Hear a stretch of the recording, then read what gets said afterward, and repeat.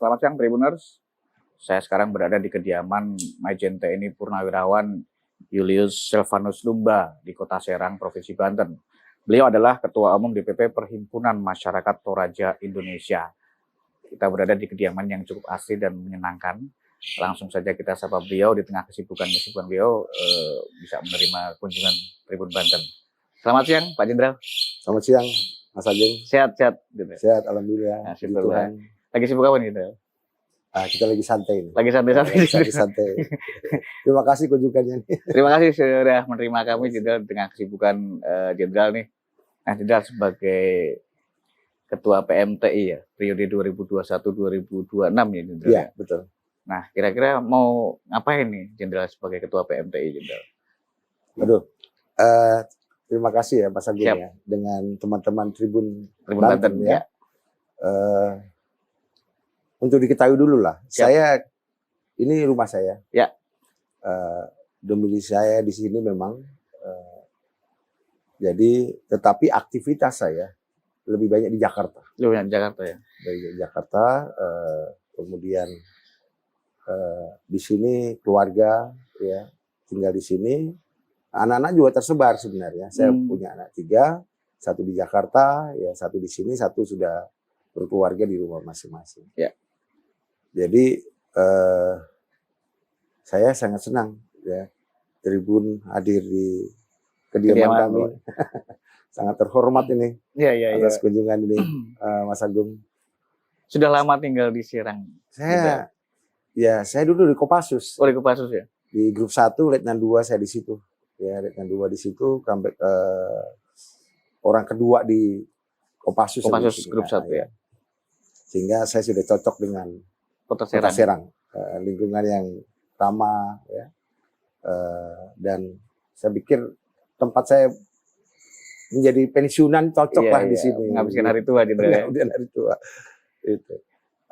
Saya tanggal 2 Oktober 2021 saya terpilih menjadi Ketua Umum Perhimpunan Masyarakat Toraja Indonesia. Itu periode 2021 sampai dengan 2026. Ya. Jadi 5 tahun untuk di PMTI ya, 5 tahun. Dan sekarang sudah berjalan 1 tahun. Tentunya PMTI ini kan organisasi sosial, khususnya keluarga Toraja. Ya, keluarga Toraja. Tetapi dalam implementasinya juga kita juga tidak dengan Toraja saja, tetapi dengan tentunya dengan keluarga-keluarga lain. Ya. Kita tidak bicara etnis Toraja saja, tetapi kita pada saatnya juga kita menyentuh yang lainnya, khususnya yang ada di Indonesia. Nah, kita punya 10 program yang saya selalu sosialisasikan. Untuk apa 10 program itu? Tentunya ada 2 sebenarnya sasarannya. Pertama untuk kampung halaman di Toraja sana, ya. Kemudian yang kedua adalah diaspora, di mana masyarakat Toraja merantau, baik dia di dalam negeri maupun di luar negeri. Ya, PMTI mencakup sampai ke seluruh dunia, ya, di mana ada masyarakat Toraja yang mereka berkelompok, berorganisasi, ya maka PMTI hadir di sana. Ya, untuk apa? Ya, untuk kita mengenalkan budaya kita. Jadi budaya Toraja ini harus ditampilkan. Nah, itulah masuk dalam 10 program, Mas Agung. Ya. Termasuk kemarin di luar negeri ya? Ya, kemarin saya selama 21 hari, saya wisata rohani ya. Saya ke Israel, kemudian lanjut ke Belanda dan Prancis. Ya, di Belanda kami diterima Duta Besar Belanda, ya. Kemudian lanjut kami ke Prancis untuk melantik masyarakat Toraja di sana dalam Perhimpunan Masyarakat Toraja Indonesia. PMTI yang ada di sana. PMTI yang ada di sana, baik wilayah Inggris, kemudian wilayah Uni Eropa, ya, dan kecuali Belanda. Belanda, nanti kami akan datang lagi ke sana untuk melantik mereka. Karena komunitas Toraja itu banyak di Belanda. Berarti di Prancis, Inggris, Belanda itu banyak orang Toraja di sana? Banyak, Pak. Jadi kita harus ketahui rekan-rekan sekalian, masyarakat Toraja ini tersebar di seluruh dunia. Ya. Bayangkan kalau itu pulang kampung, penuh itu Macet tuh. Toraja itu, Mas Agung. Ya, penuh sesak, udah nggak cukup lagi. Contoh saja kemarin pada saat kita kegiatan Magical Toraja. Iya, Magical Toraja. Di bulan Agustus 2022 ya. Itu hotel semua penuh. Ya, hotel penuh. Itu baru bagian kecil saja. Iya. Tetapi turis lokal, turis internasional juga banyak yang hadir di sana untuk menyaksikan Magical Toraja itu. Karena apa? Kita tampilkan budaya-budaya yang lama, yang tua, yang mungkin sudah terlupakan. Itu kita gali dan kita tampilkan kembali. Nah, termasuk juga kita munculkan kegiatan, kebetulan di bulan Agustus itu di Pangalak sana ada Manenek, ya kan? Ya namanya turis mancanegara ini paling suka macam-macam seperti itu, ya. Nah, pada saat di Pangalak mungkin banyak turis mancanegara lari ke sana untuk melihat mayat yang digantikan baju. Iya. Baju. Berarti sebenarnya Toraja ini punya potensi yang luar biasa ya. Gitu. Waduh, sangat besar sekali ya. Betul. Memang kalau untuk pariwisata saya pikir nomor 1 lah, nggak ada lawannya lah. Nah, kira-kira berarti setelah pas ke Prancis, Inggris, sama Belanda tadi, sosialisasi tempat wisata juga gitu? Ya, kami ada 1 minggu di sana, membuat festival budaya juga. Oh, di sana? Di Prancis. Festival Budaya Toraja? Toraja, ya. Berapa lama itu? Selama 1 minggu. 1 minggu? 1 minggu. Di situ kita tariannya, pakaiannya, ya, kemudian makanannya, itu semua kita sajikan di sana. Selama 1 minggu. Kira-kira animo dari 3 negara ini gimana? Sangat besar, ya, sangat besar. Kemarin saya datang ke sana, orang lokal sama orang Torajanya lebih banyak orang lokalnya yang datang. Artinya banyak orang Prancisnya yang antusias orang hadir di situ. Ya, betul. Ya, bahkan mereka minta baju untuk foto. Dan kebetulan waktu itu kita buat lomba. Pakaian Toraja, ya. Namanya itu. Jadi dia kita bawa ke sana yang juara 1 kemarin dengan seragamnya dia. Wah, berebut untuk foto.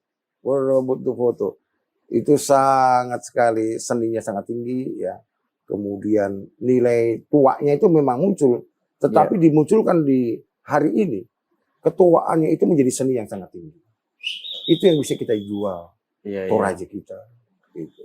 Nah, ke depan nanti gimana kira-kira Pak Jenderal? Apakah PMTI kemudian ada acara tahunan rutin untuk mempromosikan tempat wisata Toraja atau bagaimana? Ya, jadi begini Mas Agung, teman-teman sekalian. Jadi PMTI Perhimpunan Masyarakat Toraja Indonesia ini punya 10 program. Salah satunya pariwisata. Salah satunya pariwisata. Nah, pariwisata inilah yang akan kita angkat untuk membantu pemerintah daerah mengangkat sumber daya yang ada di sana, ya, baik alamnya, ya, budayanya, pendidikannya. Kopinya juga Jenderal ya? Ya? Kopi Toraja juga ya? Tentu. Nah, Toraja dikenal satu, kopinya. Ya, Duta Besar Belanda kemarin cuma nanya, mana kopinya? Karena memang tidak lengkap kemarin tanpa kopi. Kebetulan tim kita yang berangkat ke sana terlambat yang membawa kopi ini. Jadi sempat ditanyakan karena ciri khas Toraja. Ya, kopi gitu. Iya. Di mana orang kalau minum kopi, mana kopi Toraja ini kan? Ya. Tapi kopi Toraja kita di mana nih? Kok nggak dihadirkan di sini nih? Nah, kira-kira Jenderal selama ini sudah perjalanan 1 tahun sebagai PMT ini. Kira-kira apa yang sudah dilakukan Jenderal? Selain tadi sudah sosialisasi program termasuk ke beberapa negara di Eropa gitu kan. Kira-kira 1 tahun ini sudah ngapain saja sih Jenderal? Jadi puji Tuhan ya, selama 1 tahun ini tentunya dalam 10 program itu salah satunya ya, yang nomor 1 adalah penyiapan sekretariat. Ya. Waktu lalu kami nggak punya sekretariat. Hari ini kita sudah punya sekretariat di Jakarta. Di Pejaten Raya ya. Iya. Kemudian kedua, konsolidasi organisasi. Artinya begini, kita butuh database. Berapa sih masyarakat Toraja? Penyebarannya ada di mana saja. Kemudian kemampuannya apa saja yang dimiliki mereka. Ya, sumber daya manusianya juga. Pemetaannya. Ya, ini lagi inventarisasi dulu. Inventarisasi ya. Jadi itu di program yang kedua. Nah kemudian program-program lainnya, ini kami sedang berjalan semua. Ya, baik di olahraga, ya. Kami buka sekolah catur di sana. Di Toraja? Di tanah Toraja dan Toraja Utara. Sekolah kita catur. Datangkan master-master dari Jakarta ya, ke sana untuk anak-anak kita sekolahkan catur. Yang lalu, beberapa hari yang lalu, di Bali ada Asian Youth. Ya, Asian Youth catur. Ya, kita mengirim dari Toraja 4 orang. Ya, kita kirim ke sana. Kemudian dari Toraja juga yang dari Bogor. Ya, dari PMTI Bogor mengirim 2 orang juga ke sana. Itu atas nama PMTI. Ya, lumayan. Waktu kita latih mereka dan waktu mereka bertanding, nggak mempermalukan Toraja lah, bahkan membanggakan Toraja. Gitu. Dapat juara berapa ya? Awalnya mau bisa 3 besar itu. Awalnya 3 besar. Tapi akhirnya jadi 8 besar. Iya. Jadi tapi itu kelas ASEAN ya. Cukup. Artinya kita latih setiap hari anak-anak kita cerdas, Mas Agung. Anak-anak Toraja itu dia sering makan daging. Jadi kecerdasannya itu hebat gitu. Iya. Jadi umur 10 tahun mungkin kasih SD. Baru mulai sekolah catur tuh ya? Iya, kita latih dia selama 3 bulan kontinu ya, setiap hari. Iya. Dari pulang sekolah dia, kita latih terus dia. Dan itu setiap hari. Itu berapa orang Jenderal yang sudah kemudian lagi banyak ya sekolah catur kita di Torut dan Catur itu kalau dijumlah-jumlahkan kurang lebih 100 lah. 100 murid 100, ya? Terus kemarin kita seleksi. Kan kita nggak boleh banyak-banyak juga ya. Dan baru 3 bulan setengah umur mereka kita latih, kita sekolahkan, ya. Kemudian kita kirim ke Bali, ya. Kebetulan saya ada rumah di Bali, jadi saya bilang kita nggak usah sewa hotel lah, kita di rumah saya aja. Rumah sana kan kosong, jadi dipakai anak-anak kita, ya. Dan pengurus prestasi Tanah Toraja dan Toraja Utara untuk mereka bertanding, berlaga di dunia internasional. Ya. Itu baru pertama kali berarti ya? Pengalaman pertama. Pengalaman pertama. Berarti nanti untuk persiapan yang lanjut lagi ya? Gitu. Ya, kita berharap ke depan anak-anak kita ini ya akan menjadi atlet-atlet internasional lah. Kebanggaan Toraja. Gitu. Itu saya punya cita-cita anak Toraja harus jadi atlet internasional. Dari Toraja untuk dunia nanti, Jenderal? Toraja untuk dunia. Iya. Berarti Jenderal juga sekaligus di catur ya? Kebetulan saya wakil ketua umum PB Prestasi. Berarti jangan-jangan nanti setelah Toraja mana lagi kira-kira Jenderal untuk bikin sekolah catur gitu? Di Serang ini kami buat. Di Serang ini buat ya? Di sini Serang kami buat. Namanya kita bikin klub namanya. CIS Mawar Club, CMC namanya. Iya. CIS Mawar Club. Kami juga di sini setiap malam minggu buat online. Pertandingan online. Ya, internasional itu. Oh, internasional itu? Internasional. Itu kita buat waktu dulu masih kompetisi pandemi, ya. COVID kan. Kita kan nggak boleh langsung offline, ya. Saya pikir kita nggak boleh atlet kita menganggur, didiamkan, tidak berlatih, tidak diasah. Maka saya buatlah online itu. Nah, Jenderal itu kan sudah malang melintang di berbagai posisi strategis. Bisa diceritakan dari mana saja, Jenderal? Begini, Mas Agung, saya masuk Taruna Akabri Darat ya. Sekarang Akmil ya, Jenderal? Akmil. Ya. Saya waktu itu Akmil yang pertama. Oh, Akmil yang pertama, angkatan pertama. Di Magelang ya? Iya. Saya tahun 88 lulus, kemudian saya ikut seleksi masuk Korps Baret Merah, Kopassus. Saya lulus, ya. Yang seleksi banyak, yang lulus waktu itu kami ber-16 orang. 16 orang? Angkatan. Iya. Nah, kemudian saya latihan komando di Batu Jajar, Bandung. Pusdikpassus, ya. Kemudian saya ditempatkan di grup 1. Oh, berarti punya sejarah grup 1 ini. Ya, grup 1. Sekarang makanya berlabuh untuk pensiun di sini. Ya, jadi saya Letnan 2 dengan baret merah pertama sekali, saya di grup 1 ini. Gitu. Kebetulan 2 kilo lah dari rumah saya ini. Iya. Terus setelah itu gimana? Nah, dari sana ya saya lebih banyak terjun di dunia intelijen, Mas Agung, ya. Di dunia intelijen, kemudian dari grup 1 ini saya pindah ke Batu Jajar, saya menjadi komandan sekolah di sana, pernah jadi Dan komandan Pusdik sekolah. berarti ya? Komandan sekolah Oh, komandan beda sekolah. dengan Pusdik. Oh iya iya iya. Jadi pusat pendidikan punya sekolah-sekolah. Oh, kepala sekolahnya Ya, ada sekolah komando, ada sekolah Intelijen. para terjun, ya para terjun. ada sekolah spesialisasi. Spesialisasi ini setiap prajurit komando harus punya spesialisasi.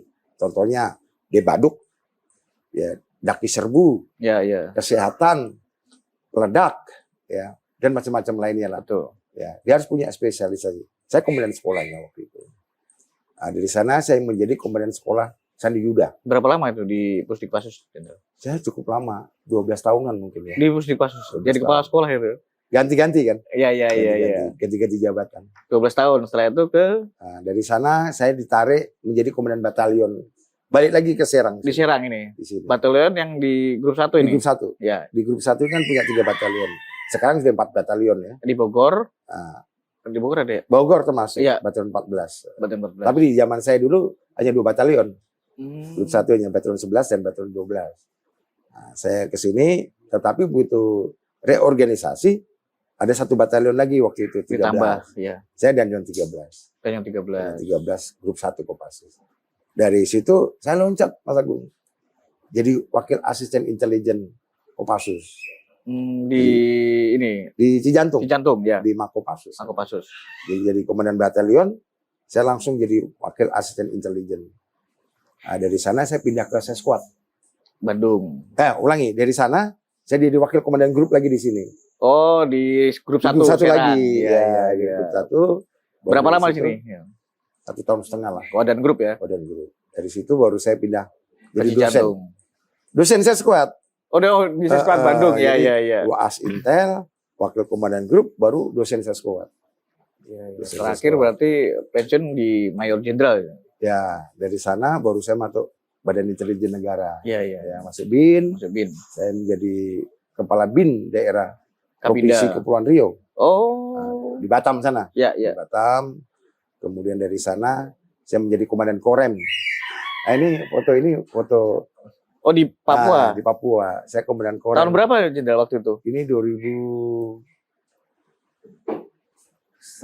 2019 lah. Oh, ini sama ibu foto dia di Papua ya? Ya, ini di Papua. Ini dari foto-foto dia kayak gini, enggak? Betul, ini semua foto kegiatan komandan Korem dijadikan lukisan.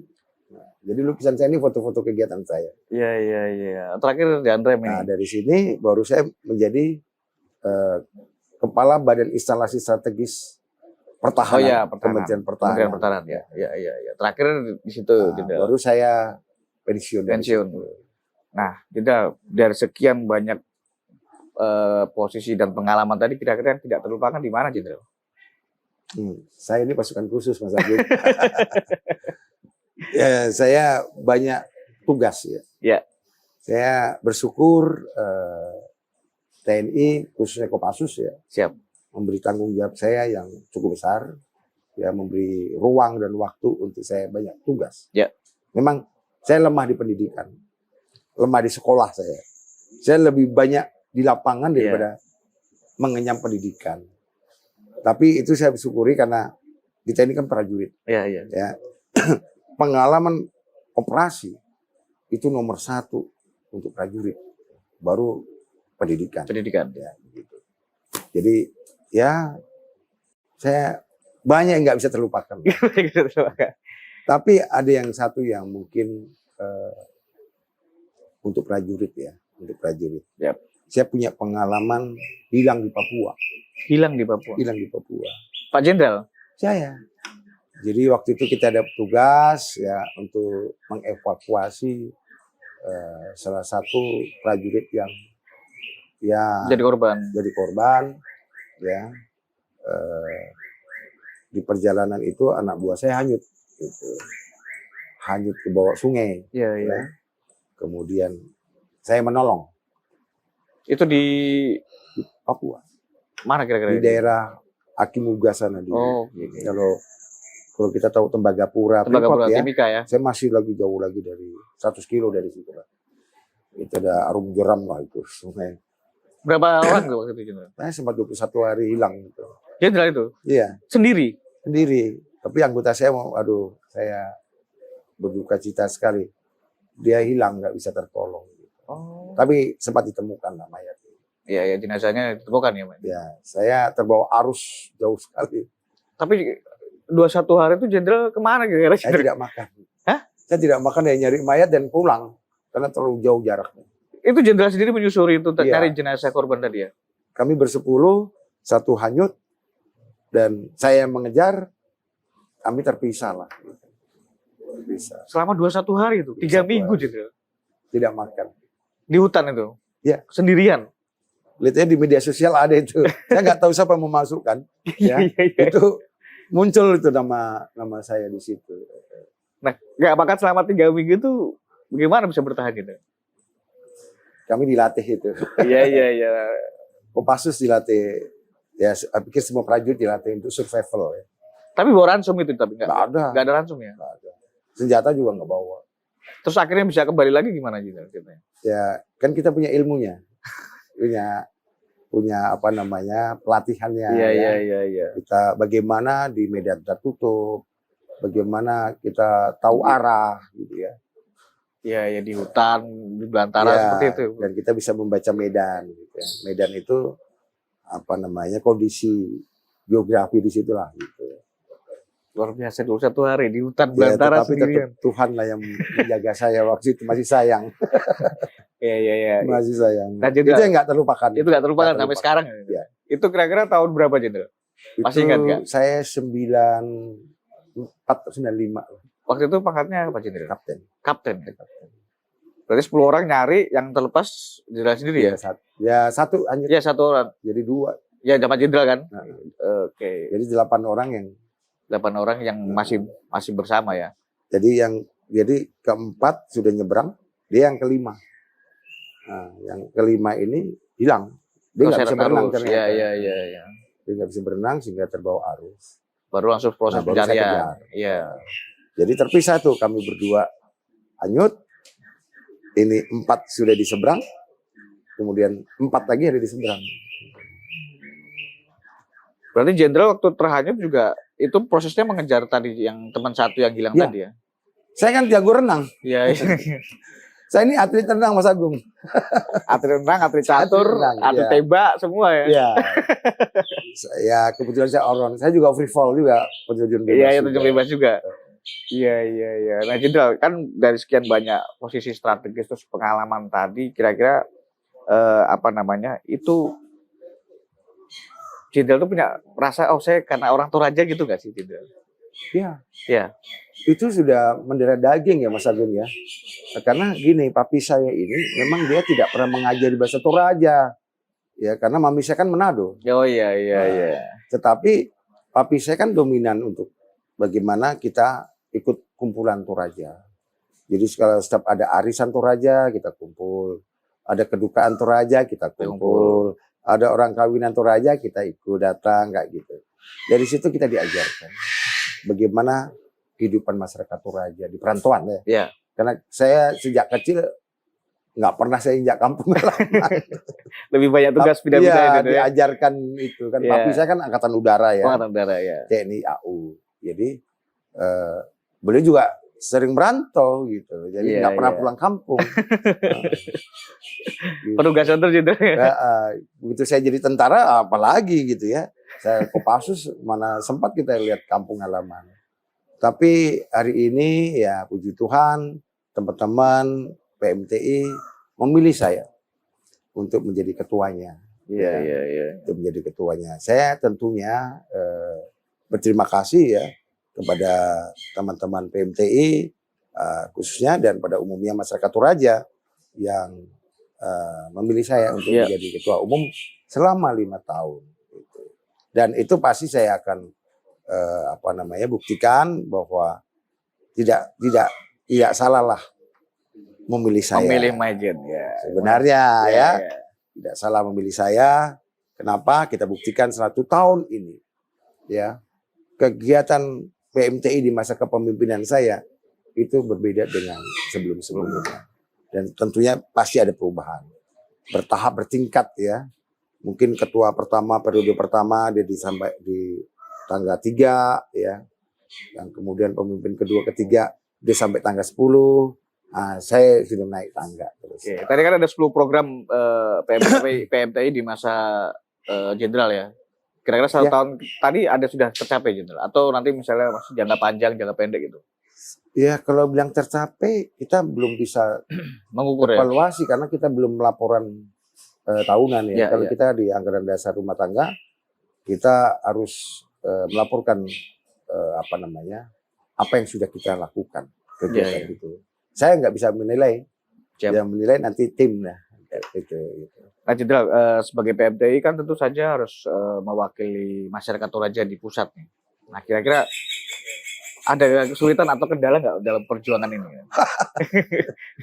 Saya ini selalu ngomong masyarakat saya Toraja baru, ya, karena saya nggak bisa bahasa Toraja, Mas Agung. Ya, tetapi hati saya untuk Toraja sebenarnya. Ya. Karena saya lahir dan dibesarkan oleh orang tua saya, ya, yang selalu bicara tongkonan, ya, bicara tongkonan. Ya. Dia selalu menjelaskan tongkonan itu apa. Itu bukannya simbol, ya, tetapi fungsinya di sini sangat besar. Setiap persoalan itu masuk tongkonan, Mas Agus. Setiap persoalan, kalau masalah masuk ke tongkonan itu, kita selesaikan. Keluar dari situ selesai. Ini musyawarah itu diutamakan. Ya. Kami diajarkan untuk itu sama orang tua saya. Itulah makanya saya pikir manakala saya ditunjuk menjadi ketua umum, saya bilang, oh saya siap.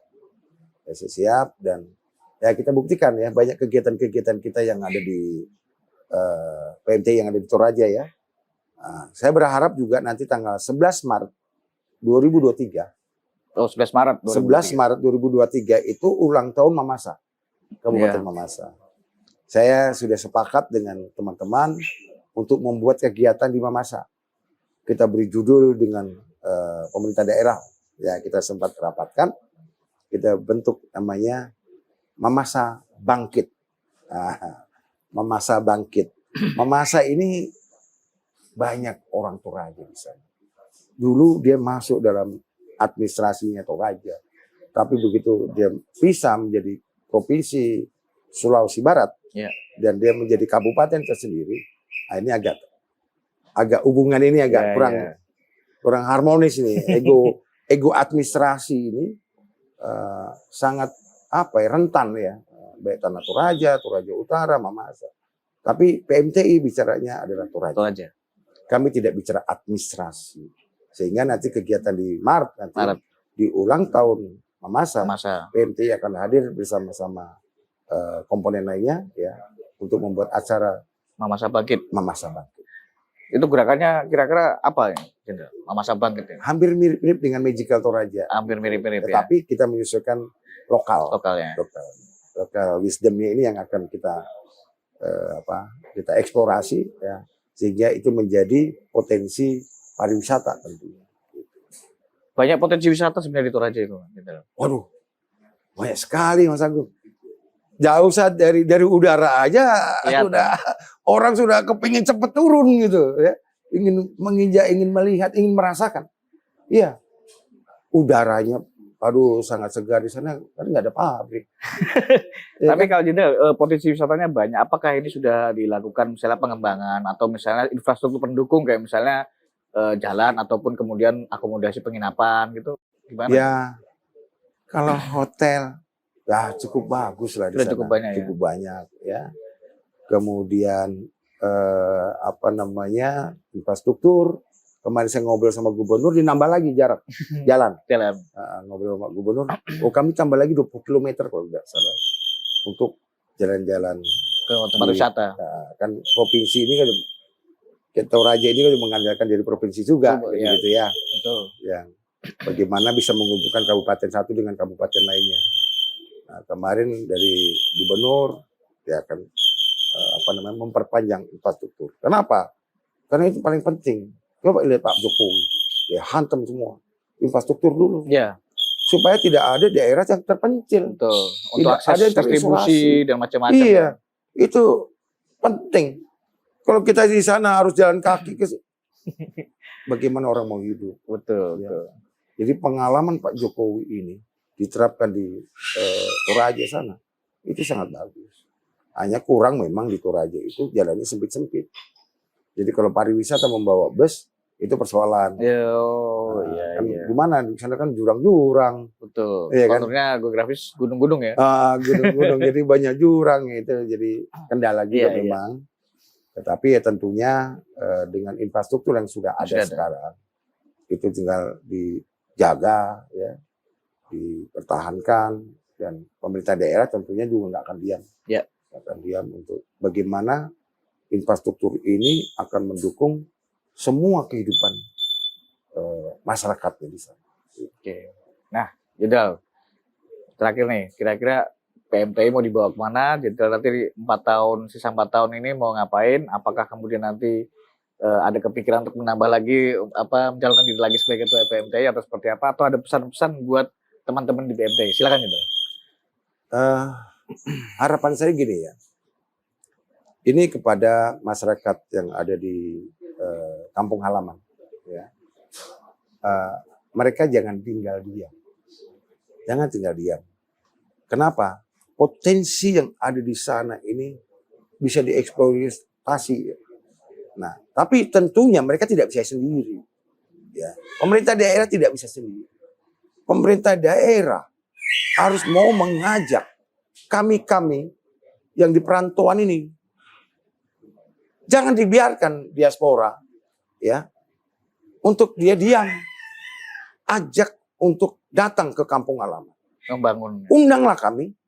Undanglah tokoh-tokoh yang sudah jadi-jadi, ini banyak orang Toraja kaya-kaya Mas Agung.